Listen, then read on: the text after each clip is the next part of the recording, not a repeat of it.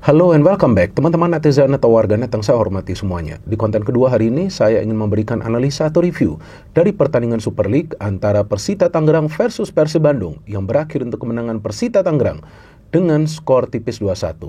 Dengan hasil akhir ini, berarti Persita Tangerang meraih 3 kali kemenangan secara beruntun karena sebelumnya juga berhasil meraih kemenangan atas PSM Makassar dan juga Persijap Jepara dengan skor yang sama 2-1.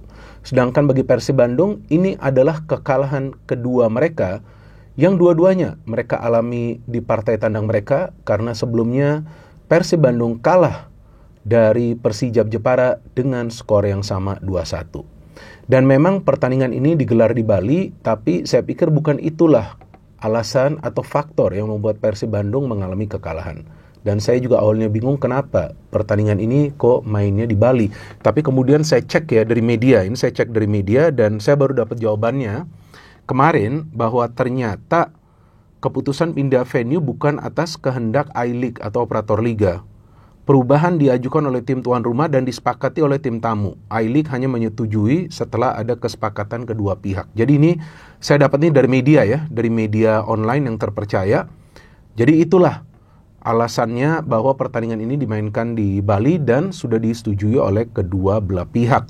Tapi tetap saja, ya kan, dengan bermain di Bali ya tentu ini juga yang akan membuat perjalanan lebih jauh bagi Persib Bandung, apalagi setelah pertandingan semalam Persib nanti akan bermain di Thailand kan, lawan Bangkok ya, di pertandingan ACL 2. Tapi bukan berarti secara teknis mempengaruhi permainan dari Persib Bandung. Karena secara teknis permainan sebetulnya Persib tidak bermain buruk. Cuma memang Persita lebih efektif permainannya. Kenapa? Karena para pemain Persita tuh sudah paham bahwa lawan Persib Bandung kalau memang mereka mau main defense, maka mereka defense-nya tuh harus konsisten selama 90 menit atau lebih jalannya pertandingan. Karena Persib kan biasa mencetak gol di masa injury time yang mereka cetak lagi kan semalam. Jadi itulah kelebihan dari Persita dengan pelatih mereka Carlos Peña, yang ternyata sekarang melatih Persita lebih sering, bukannya selalu, tapi lebih sering memakai strategi pragmatis seperti yang dipakai di pertandingan semalam. Jadi memang Persita gak banyak peluangnya dan mereka gak banyak melakukan pergerakan ke arah pertahanan Persib, tapi mereka lebih sering menyulitkan para pemain Persib untuk bisa create chances. Maka itu para pemain Persib itu lebih banyak mengandalkan yang namanya crossing atau tendangan-tendangan jarak jauh, yang sebetulnya juga sulit untuk bisa mereka konversikan menjadi gol karena kiper dari Persita lagi bagus-bagusnya performanya, yaitu Igor Rodriguez kan. Bahkan dia save penalti dari Luciano. Tapi sebelum saya ke penalti itu, saya ingin menjelaskan dulu kepada teman-teman, sebetulnya Boyan Hodak ini tidak banyak melakukan perubahan di line up di depan, seperti Sadil, William, dan juga Ramon kembali dimainkan. Di tengah kali ini ada Tom Hai dan juga Luciano. Di belakang karena Putros memang tidak bisa bermain, ada Barba, ada Julio Cesar, ada Kakang Rudianto, Adam Prisbeck bermain untuk pertama kalinya, ada Beckham Putra juga, ada Reinders juga. Jadi ini tidak banyak perubahan di line up yang dilakukan. Memang sih kehilangan Frans Putros dan juga Klok, tapi Persib tidak bermain buruk kalau menurut saya. Mereka mainnya oke juga sih, cuman memang mereka tidak bisa konversikan peluang yang mereka dapat dari Persita. Nah, saya melihat ini formasi yang defensif dan juga pemain-pemain yang diturunkan lebih banyak yang mampu melakukan pekerjaan untuk intercept, untuk juga pressing. Karena kita lihat di double pivot saja dimainkan Javlon dan juga Shin Yong-bae. Di belakang ada Ryuji Utomo, ada Fatoni, ada Jardel, ada Kozubaev. Ini benar-benar defensif. Ada juga ini siapa nih? Rodriguez, ada juga Andricic, ada Hoki Caraka sebagai satu striker yang mereka taruh, ada Pablo Ganet. Jadi ini memang strategi yang betul-betul defensif karena mereka tahu Persib secara materi pemain itu lebih unggul. Dan dari jalannya pertandingan kan Persib yang menciptakan peluang lebih dulu kan, dari shooting Tom Hai ketika dia menerima umpan dari Beckham Putra. Jadi saya melihat Beckham Putra sebagai gelandang serang ini pas banget posisinya. Nah, bisa juga nanti untuk timnas jika dia dimainkan, dia mainnya juga di posisi gelandang serang ya, menggantikan perannya yang biasa sebelumnya dijalankan oleh Marcelino. Tapi selain itu juga Reinders bisa bermain di posisi itu juga. Jadi kemungkinan nih pemain asal Persib yang nanti akan bermain di round 4 ya, di posisi attacking midfielder kemungkinan kan. Saya mengatakan tentu pilihannya nanti adalah dari Patrick Kluivert. Oke, jadi Tom Hai menciptakan peluang, kemudian Persib juga mendapatkan penalti. Itu penalti seharusnya dikonversi. Sayang aja sih, dan 3 pemain loh sudah gagal eksekusi penalti. Ada Barros, ada McClock, dan juga di pertandingan semalam Luciano. Dan saya bingung ketika sudah di save, ada bola rebound, kenapa gak dia hantam lagi? Biasanya tuh kalau terkena tiang, seingat saya itu tidak boleh dieksekusi lagi dari bola rebound kalau terkena tiang. Tapi kalau terkena kiper seharusnya bisa. Dan pada saat Luciano meninggalkan bola itu, dia lepas bola, ya tentu pemain-pemain lain kan nggak tahu soal itu. Jadi ya gak ada yang sambar gitu. Padahal ini adalah momen bagi Persib untuk bisa mencetak gol di menit-menit awal lagi, baru juga menit ke-8 atau 9. Nah, artinya kan para pemain Persib ini yang harus memanfaatkan setiap peluang yang mereka dapat. Ya kalau memang mainnya udah bagus, ball possession persentasenya sudah oke, tapi kalau gak bisa konversikan peluang ya sulit untuk meraih kemenangan. Dan Javron bisa mencetak gol. Ini gol yang indah kalau menurut saya, meskipun terkena salah satu pemain Persib, tapi shooting dia power. Kaki kanan, padahal Javron ini kita tahu posisi aslinya tuh center back, tapi dia bisa bermain juga sebagai halfback atau sebagai gelandang bertahan. Nah 1-0 ini dan juga gagalnya penalti, kalau menurut saya membuat para pemain Persib agak sedikit down. Ini kalau saya lihat sih, ini bukan mental lagi yang bicara, tapi faktor stamina lagi. Karena kan Persib sebelumnya kan juga sudah bermain tuh di ACL 2, kemudian bermain di Liga, sekarang bermain di Liga juga, nanti akan bermain di ACL 2. Jadi ini gak gampang bagi mereka, di awal musim sudah digas langsung nih tim ini. Tapi tetap ada perubahan yang dilakukan oleh Boyan dengan memainkan William. Ramon ditarik keluar supaya William bisa lebih banyak memberikan umpan kunci, selain juga Tom Hea. Kemudian Sadil lagi-lagi saya melihat performanya tidak begitu baik, bahkan sekali dia coba untuk memberikan passing dengan back flick, kalau nggak salah itu yang gagal kepada William, yang hampir bola itu didapat oleh para pemain Persita yang hampir mereka konversikan menjadi gol. Andrew Jung masuk tapi tidak bisa berbuat banyak. Kemudian Adam Alis masuk, saya melihat Adam Alis lebih baik performanya. Nah ini yang menarik, pada saat sudah ada serangkaian pergantian dari Persib, Carlos Peña memainkan Esal. Kenapa? Dia tahu dia harus memperkuat sektor sayap, karena di sana akan ada Beckham Putra, akan ada William juga. Eberbeza dimainkan untuk memberikan sedikit gangguan ke lini pertahanan Persib.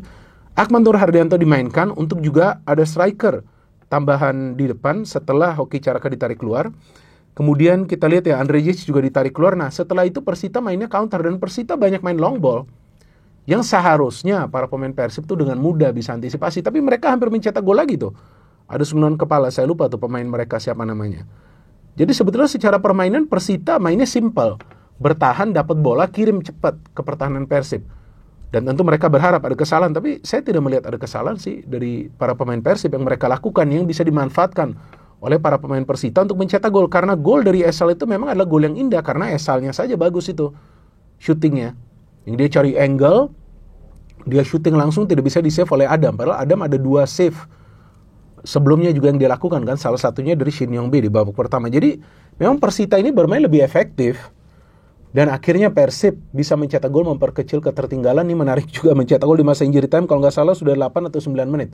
Beckham Putra memanfaatkan umpan dari William Marsilio.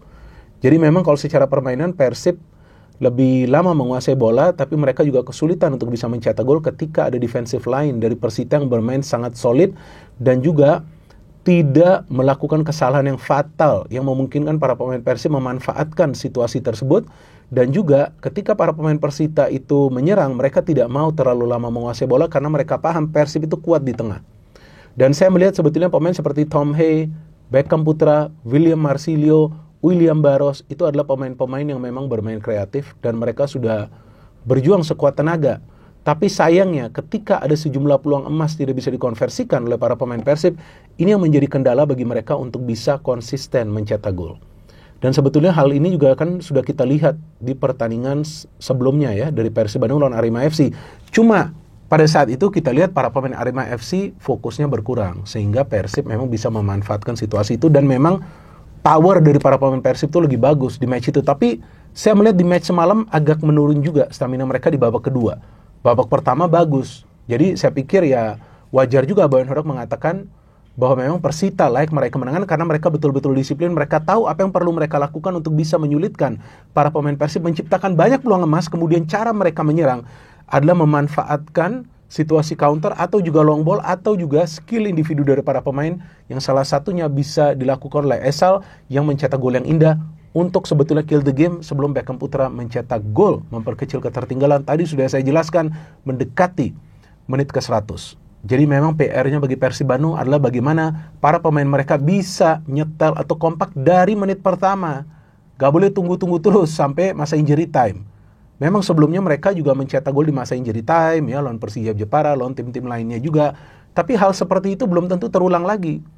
Dan hal seperti itu juga belum tentu bisa terulang ketika tim lawan itu bermain dengan sangat disiplin seperti yang dilakukan oleh para pemain Persita Tangerang. Artinya kuncinya bagi Persib Bandung di pertandingan selanjutnya, bagi mereka lawan Bangkok nanti, Bangkok United kan kalau nggak salah itu nama timnya. Ini pertandingan yang berat karena ini tim yang kuat dari Thailand. Ya dari awal itu mereka sudah harus bisa memainkan sistem yang menyulitkan dulu tim lawan untuk mencetak gol. Nah ini sangat penting. Kemudian perlahan-lahan menentukan dengan bagaimana mereka harus menyerang ke depan. Baru kemudian mereka bisa mempertahankan yang namanya irama permainan. Dan nanti kalau nggak salah Persib akan lawan PSM Makassar ya. Kalau nggak salah ya. Sebentar, itu jika saya tidak salah tuh tanggal 5 Oktober tuh kalau nggak salah akan main. Sebentar nih. Ya betul kan. Nah ini ada di jadwal saya tanggal 5 Oktober. Jadi akan bermain di Thailand, kemudian bermain melawan PSM. Nah istirahatnya juga tidak banyak. Nah ini sekarang 2 pertandingan ke depan ini bagi Persib yang krusial. Jika mereka ingin mengembalikan performa mereka, yaitu salah satu caranya adalah meraih kemenangan. Jadi teman-teman, kita pikir dengan skuad yang mewah, dengan skuad yang dalam, yang diperlukan oleh para pemain Persib adalah kekompakan yang seperti sebelumnya saya katakan bahwa Persib akan membutuhkan satu putaran ini. Jadi putaran pertama ini, mereka butuhkan berapa belas pertandingan yang mereka butuhkan untuk bisa menyatukan para pemain. Jadi saya harap fans dari Persib perlu bersabar dan juga nanti melihat perkembangan dari Persib seperti apa, karena ini adalah tim yang baru. Sedangkan dari Persita Tangerang, saya pikir luar biasa permainan mereka. Meskipun di awal musim mereka sulit meraih kemenangan, tapi sekarang mereka sudah mulai dapat irama permainannya dengan pelatih baru mereka, Carlos Peña, yang menarik sekali.